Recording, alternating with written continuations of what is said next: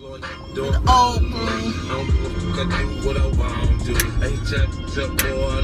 What's up, y'all? Shout out to 50 Cent. How about the herbs? What's up, y'all? It's me, Erica. Today is, what's today? Tuesday. We are reviewing or talking about, we're going to try to make this as quick as possible, but we are talking about Love and Hip Hop Atlanta and Love and Hip Hop Miami. M-Y-A-M-I. Miami, okay? So that's what we're talking about. Go ahead and hit the like, share, comment.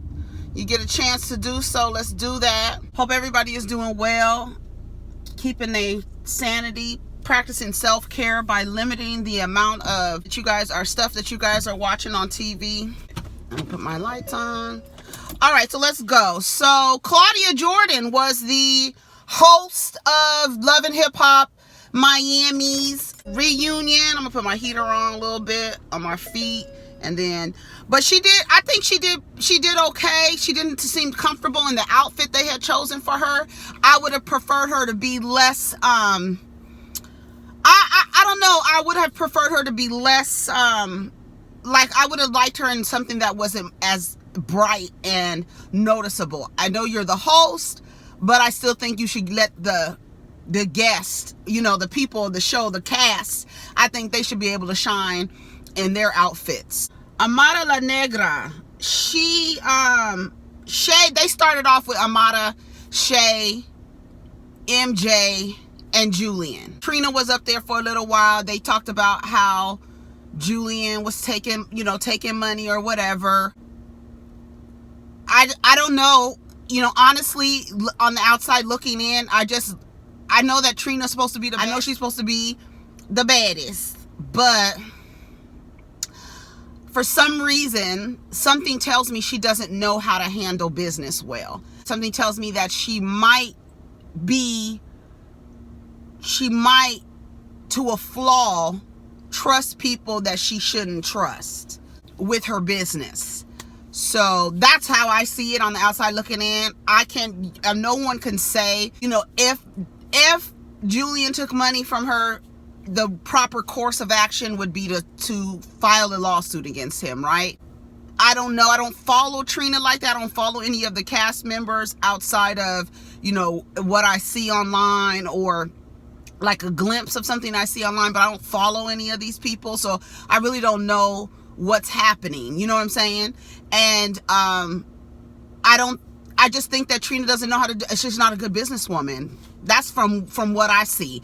I believe that she is revered and respected in her community, and I feel like that is what's kind of holding her. Like, she has, like, when you jump out of a plane and you have a parachute and that harness that the parachute is on, I feel like she's trying to run and Miami is the parachute, and she just really can't run, but she still loves the love that she gets from her community. Which is understandable, but I feel like it's holding her back. I feel like Trina can't run because of Miami. That's just how I see it, and I'm just being honest. She doesn't. I think that her and Trick going to a radio station, I think that is like the best thing to do for them at this juncture in their career. I believe that that's the best thing. So I don't know. It's like who do you believe? Do you believe Julian, or do you believe Trina? Do you believe Trick? Do you believe Julian? Trick tried to say Julian took some money from him too. When they were showing Amara and MJ, Julian, I don't even know why Julian was up there. He shouldn't have been up there. They didn't really touch on, like, Julian and Amara Julian trying to get physical with Amara. They didn't touch on that. But Shay was up there, and I'm just going to be honest. I felt like Shay was up there pleading a case for her brother, like making it seem like her brother is so distraught over this relationship that he's always coming to her crying, and he's always doing this, and you don't want to come to me crying. I felt like that was a ploy. I felt like that was a ploy to pull at Amara's heartstrings. I don't feel like he goes to Shay and he's crying to Shay about the relationship. I don't feel like that. Somebody made a point, I think it was Rodney, who made a point to say, how is it that you was able to get out of your lease so fast? How you as a man How you as a provider was able to move into this woman's house so quickly.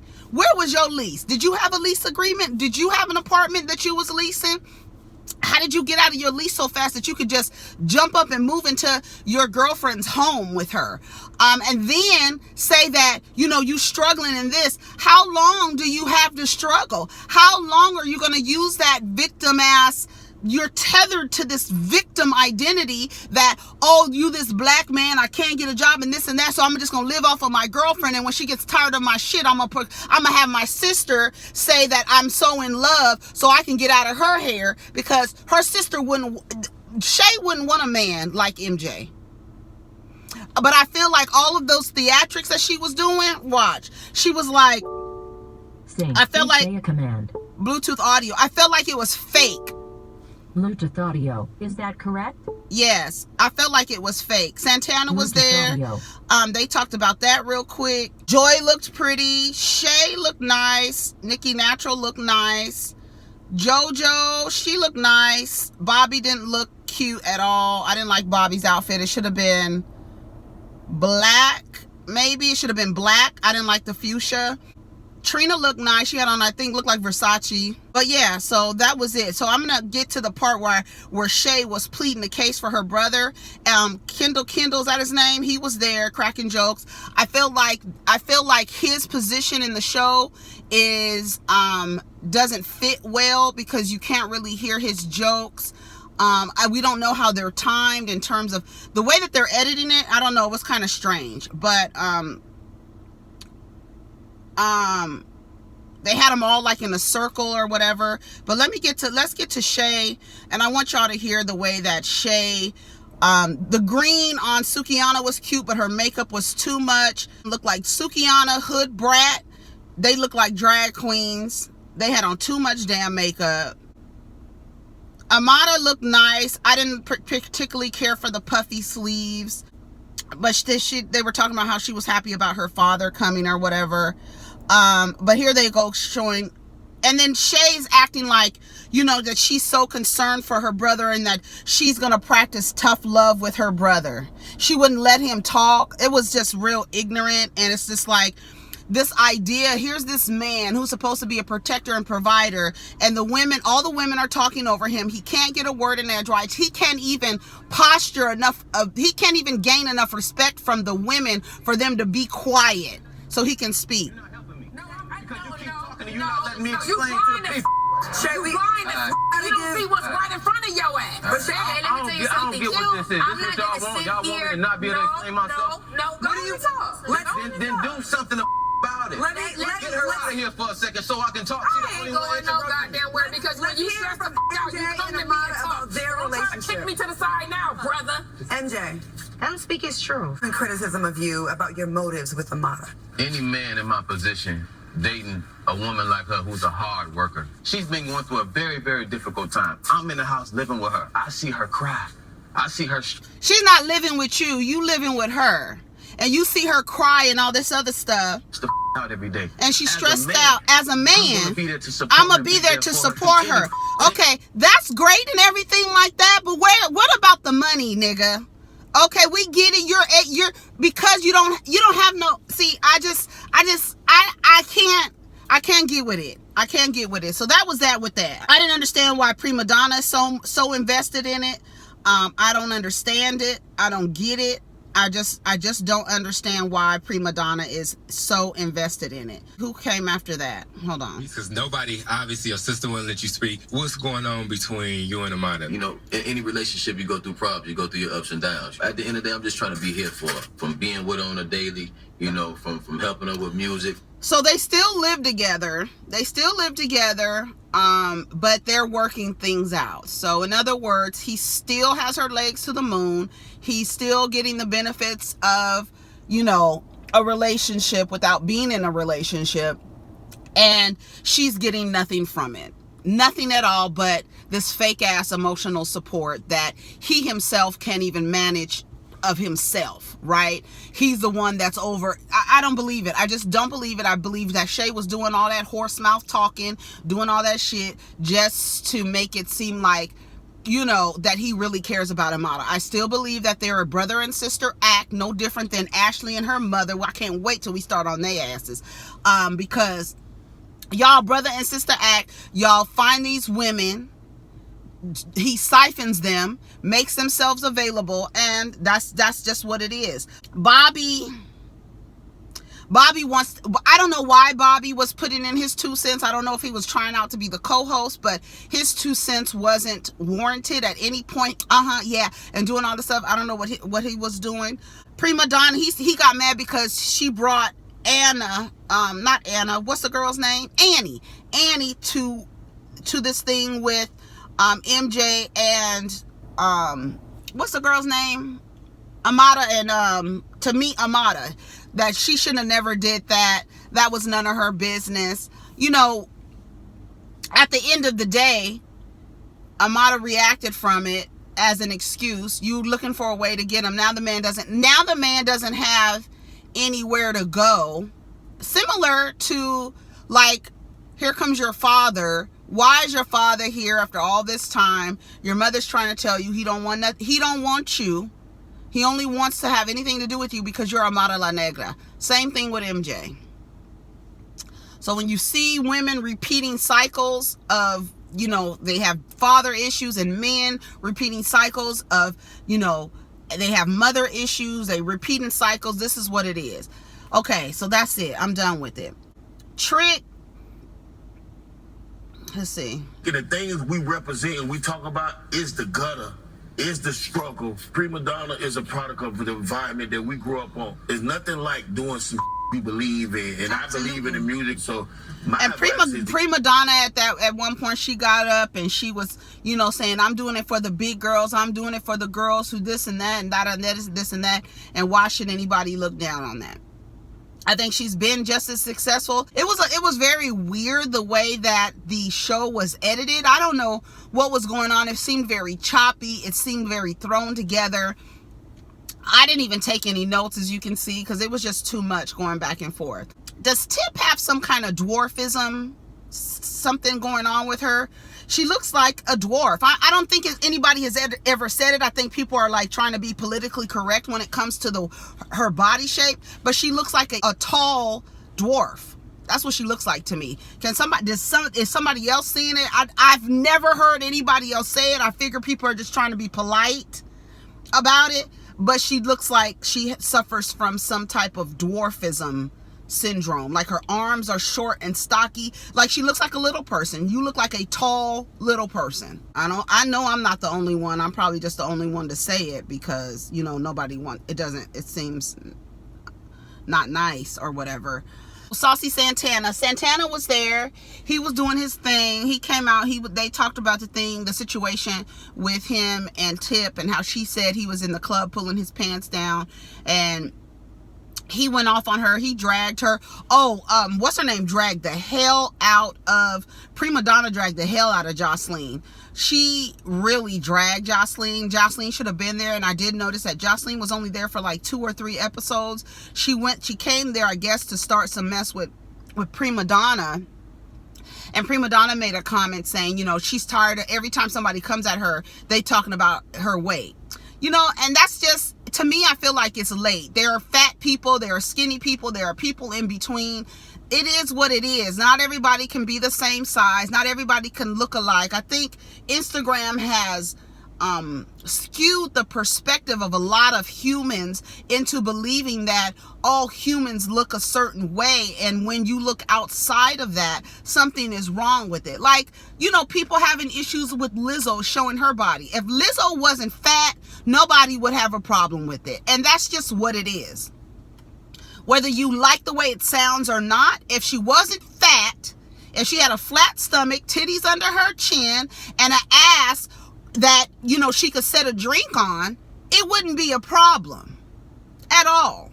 So when somebody comes at Prima Donna, they always talking about her size, and she's tired of it. But she's very successful. It's like, besides all of that, your only focus and your only thing to say about this woman, she said she was more successful than Joseline. The only thing that you can clap back at this woman about is her weight. People are fat, girl, and that's just what it is, and people are going to remain fat. And that's just what it is. And if you don't like it, then look the other direction. You know how many people, you know how many comments I delete talking about, oh, you fat and ugly, this and that. Honey, that shit is late, it's tired. You're not going to get no shine out here. Because it's late and tired. Because no, they fat. People know they overweight. Some people are okay with it. Some people are not. But to use that as your go-to read or drag or whatever, it's late. Come up with something else. You can't come up with something else because Prima Donna is very successful. So all you can do is call her fat. And I guess that's supposed to hurt her feelings, but she stood up and she was like, this is for all the USDA girls. I said, okay, come on, USDA, grade A, Legislation B. and all that. I just think Trina does bad business. I think she might be, and then, you know, I do understand how she said, despite of all the bad business, my mother died. I've known you for so long, you didn't even call me. And that makes it seem like you know you was wrong to me. If you didn't want to call me, I'm already accusing you of taking money. You could at least sent me a text and said, despite everything that's going on between us, I'm sending you my condolences. You know, I know this is a hard time for you. I just wanted to let you know that you are in my thoughts. That's it. You didn't, and not to be that close to her and to not, you know, reach out when her mother died. That's shady, and it makes it look like you're wrong. It makes it look like you know that you're wrong in your actions. That's why you just didn't even want to call her. If you knew you were okay in what you did and you stood up in the mess that you were going through with Trina, if you were legitimately not stealing from her, I don't think that you would not call her and say, hey, just want to say, you know, sorry to your mother. You know what I'm saying? Nikki Natural, let me see. It was just it was like a clusterfuck. That's what it was. It was a lot of mess going on. It was just too much. It was just too much. Nikki Natural comes out. She gets disrespectful to Trina. The bad blood boiling between them, Joseline reignited the beef with the little pork. These Prima Piggy hoes. And that's all, you know, she calling her Prima Piggy and all this other stuff. And she, Prima Donna, like, dragged. that bad body ass up. This is what it is. Let's just get to it. What is the origin of the beef between you and Here Joseline? she go, look at it. I don't know what's the origin of the beef. I really don't know. Mm-hmm. You a coward. You start with me on the show, and you won't even show up to not one scene after.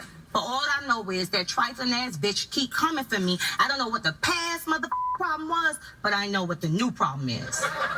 Honest, and I wish every bitch that I got into it with decided to say a fat joke, because that's all them hoes could say. But one thing about it, you can lose weight, but you can't lose that ugly, corrupted ass evil spirit you have. I can lose weight anyway. So that wasn't my issue. You just had your own weight loss company that failed and it flew. But you mad because this thick bitch still selling, getting $5.2 million a year. You mad at that? You mad at that? Let's not leave that out. I didn't go on national TV and fake a marriage, okay? That's one. I have a child.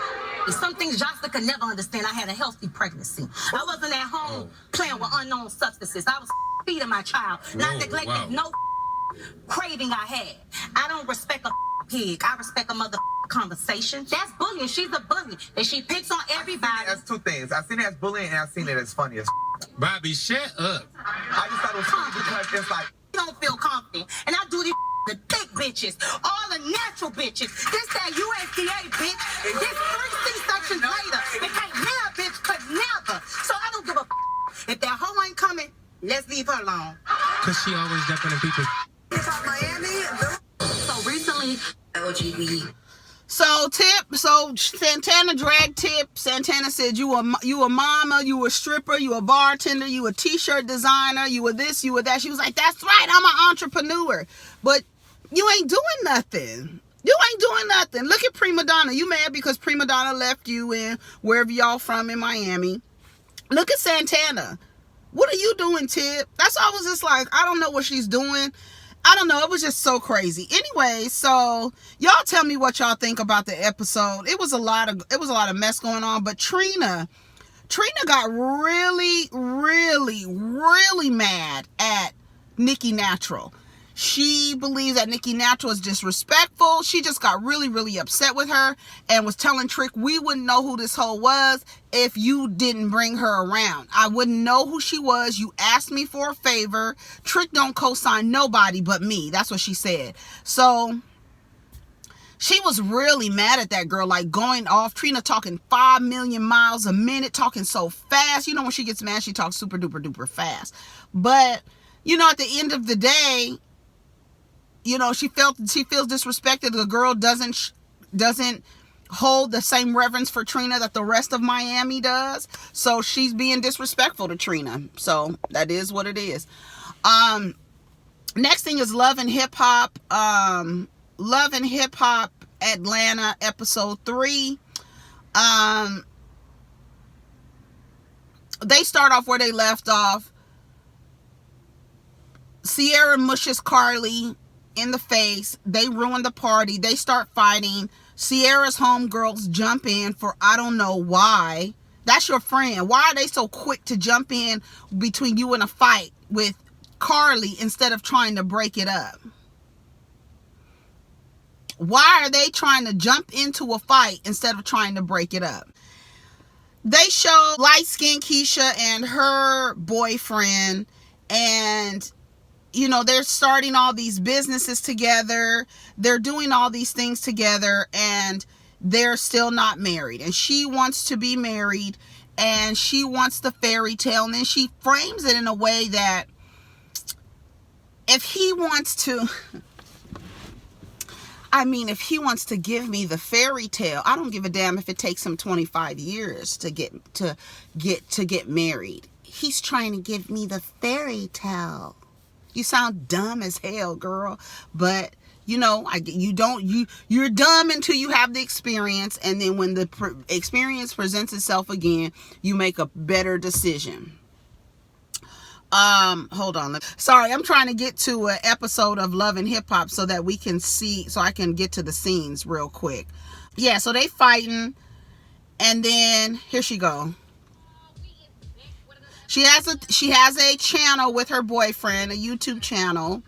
So Bambi we already know why Bambi doesn't like Scrappy, because Keisha's boyfriend is Bambi's friend's ex-boyfriend. They bought a house together. They're starting this YouTube business together. She wants to get married now. You want to get into this conversation? I told you I want to marry you. I want to marry you. Really? So you want to give me your last name? Yeah. Oh, that just gave me, I just get like, oh, my skin crawls. My skin crawls at that. Like, just the history, it's like, I feel so bad at all of these. Like, you want to be this traditionalist, but if you were a traditionalist, you don't ask anybody to marry you. You don't pressure anybody to marry you. You let them know what the deal is from the gate. My goal is to get married. If that's how it is turned into, right? Because before, the girl would just wait until a suitor came along and he offered your parents enough money to buy you off of them. So you want to be traditional and take the man's last name. All you're doing is going from one owner, your father, to the next owner, your husband. And you want to get these men, you want to take the last name of a man with no equity in his last name. You are starting a business with somebody. Where's the equity coming from? Does he have equity, or it's all you? But you want his last name so bad, and there's no value to his last name at all. But you want his last name so bad because you've been sold some idea that your value is determined on if a man gives you his last name. That shit makes my skin crawl. Do you hear me? It makes my skin crawl. And it makes my skin crawl because women are so doe-eyed and fucking stupid when it comes to shit like that. That shit pisses me off. Like, it really makes my skin crawl. You want to give me your last name? He clearly doesn't, bitch, because he's taking forever to give it to you. But you can go buy a house together. You can go start a YouTube business together. Why can't you solidify the business of the relationship? Like, that is stupid to me. It's stupid as hell to me. It's dumb as to me. Every day that he wants to spend the rest of his life with me. He's trying to make everything like a fairy tale. He's trying to give me what I want. Give me what I want. If that means waiting, then hey, I'ma do it. That's what you gonna do? That's what you gonna do? If that means waiting, if that means compromising the time that I have, if that's what that means, then I'ma do it. For what? What are you gonna get at the end of it? His last name? That's the prize? Like, I'm sorry, y'all. I'm sorry. That is just not my thing. It makes my skin, that approach to it, when the woman's brain starts leaking out of her ears so that she can get married, all of her faculties just go out of the window. Because you wanted his last name, and it don't matter how long it takes to get it, completely forgetting the fact that as you stay together, your name is appreciating with all these businesses that you have. And what is his name doing? But you waiting on his name. And as the time goes on, it depreciates.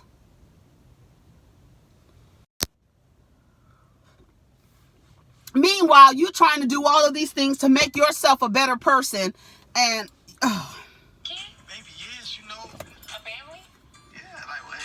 a family? Like, all of these questions, like you're not sure a family? You want to give me your last name? I'm going to wait as long as I can. All that shit is dumb as hell. It's dumb as hell. I'm over it. I'm done. It's a lot going on. I'm trying to hurry up. So Rashida and Carly are meeting up. Rashida tells Carly how bad her and Sierra looked at the event, and how it was just a bad look. What's her name didn't stop any of it. Nobody seemed to stop any of it, I guess, except for the security guards. And she said that she called Sierra's mom to tell her that she's gonna press charges. Now, who she gonna press charges against, I don't know. I believe that, I'm gonna tell you the reason why I think Sierra put her hands on. She knew that there was a video of her not doing anything to that girl. She knew that she would be in the clear without doing anything, that she didn't do anything to Shooter's child's mother. She knew that there was video of her not doing anything to her, so she was going to be okay with that. Yeah. And the fact that Sierra was so irresponsible and tried to say that Carly was the one to make her put her hands on. If Carly sues Sierra, then there it is. You know, you too old to be doing stuff like that. To have the understanding that you have a case where you can be removed from your businesses and your children and your freedom, that can be taken from you, and yet and still you lack the self-control to have a conversation with someone who is a friend of yours. That's a friend of yours, not somebody that you don't really fool with. Not that. This is a friend of yours that you mushed in the face, and then when she walked past you, you grabbed her hair trying to pull her wig off. I don't know what that was about, or, you know, I don't know if you were drunk or whatever, but I don't know. I don't see it. But at the end of the day, I love her. I know, but to be honest, her energy is off. It really is off. It's off. Bambi, you know, you up here looking like, I don't know, Whoville or whatever. And the fact that you have a problem with Keisha, like, the rationale is illogical. You are, I don't know, maybe because she's married now, that, oh, I'm married now, I have a different, you know, view on marriage now. I don't think it's okay to be in a hot tub with a married man, because now I'm holding the same standards to another woman and saying to myself, I don't like this woman for doing something that I have done before. Because you was in the hot tub with Kirk, and you know that everybody, all of Atlanta know that Kirk and Rashida are married. All of Atlanta knows that they're married, and they've been married for 20 years. Everybody knows. So you can't tell me that you came down to Atlanta and didn't know who Kirk and Rashida were, to the point where you sitting in a hot tub with him, Benzino, one of his side chicks, and Bobby Valentino. And now you want to hold light-skinned Keisha to this standard that you weren't able to uphold when you were her age. Sitting in a tub with a married man and his side bitch. So should Rashida not like you? Should Rashida have an attitude towards you because you were sitting in a hot tub with her husband knowing damn well that he was married? Since you want to be the advocate for healthy and great relationships, for monogamous relationships, Bambi, you want to be the spokesperson. And you want to hold everybody to this standard that you weren't able to uphold when you were Keisha's age. Girl, shut up. I don't like Bambi's demeanor about a lot of things, as if she believes that she's above a lot of the BS. You came in that thing to, I don't know if they was at a skate party or something at the end with these glasses on and saying that you didn't want to be cool and you have a problem with Keisha. And Keisha's like, well, I have a problem with you too. That's just typical childish, immature type of response. You don't have a problem. If you don't know why the girl don't have a problem with you, don't have a problem with the girl. I have a problem with you because you have a problem with me. All you have to do is like, I don't have a problem with you. You obviously have a problem with me. You're taking up for your friend and you have a problem with me, but you don't even know the whole story. You have a problem. You are taking up for your friend because I'm with her boy. So you don't like me? Okay. I don't know. I don't feel like it. I guess whatever happened. Let me see what happened after that. Hold on. I'm trying to go with this thing. I didn't take any notes, y'all. I apologize. Because Kirk and Rashida's mom. Rashida's mom is working at Preston Houston, I believe, and while she's working there, if they don't have the size that the people are looking for, she redirects the lost sale of her daughter. She redirects it to her website where she sells plus size clothing. And if I'm not mistaken, she's using the same vendors as Rashida. So she's using Rashida's resources and using her business to promote her own business. Now, yes, it's family. Yes, in a little ways, I don't see a problem with it, but I do see a problem with her not talking to Rashida about it. Like saying, Rashida, look, I got an idea. You guys carry a certain amount of clothes. Let me sell the clothes to the bigger girls. And if they can't find the clothes in here, let me redirect them to my site so I can make a little money on the side too. And we can keep all this shit in the family. But because you're doing it without having a conversation with your daughter, it looks like you're being sneaky. It looks like you are doing something that isn't honest, right? Scrappy has his, I guess, 36th birthday. Did he say 36? But Mama D is giving his birthday party. Scrappy comes in. This is how fake Bambi is. Scrappy comes in. They yell surprise, and Bambi starts clapping and smiling, right? And he goes, "Did you know about this?" She's like, "No." But you all clapping and smiling and shit, girl, what are you doing all that for? Why aren't you surprised? Why couldn't you just be surprised? Why are you doing all this fake shit? I was like, Bambi is real fake. That's fake as hell. You didn't even know that it was a surprise party. Anyway, I didn't know that Jock and Scrappy were cousins. I did not know that until the last episode. I had no idea. So everybody's at Scrappy's party. Spice is there. Shakana is there. Scrap De Leon is there. Kirk is there. Oh, they accused her of drinking. She said she was drinking a cola. And you know how some people, when they stop drinking, how they order drinks, like they'll drink water out of a wine glass, or they'll sip their drink like they sipping a drink.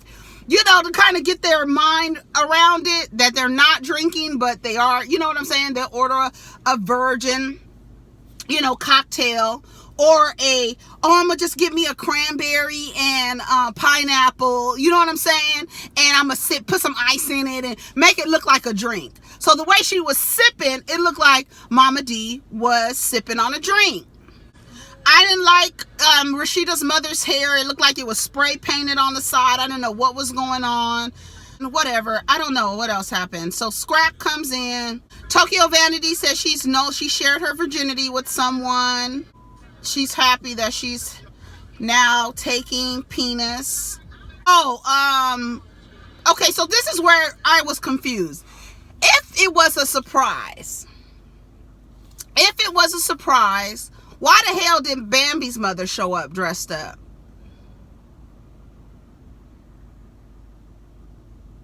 Ready to party. If it was a surprise. Unless she was truly invited and Mama D was just acting like she didn't invite her.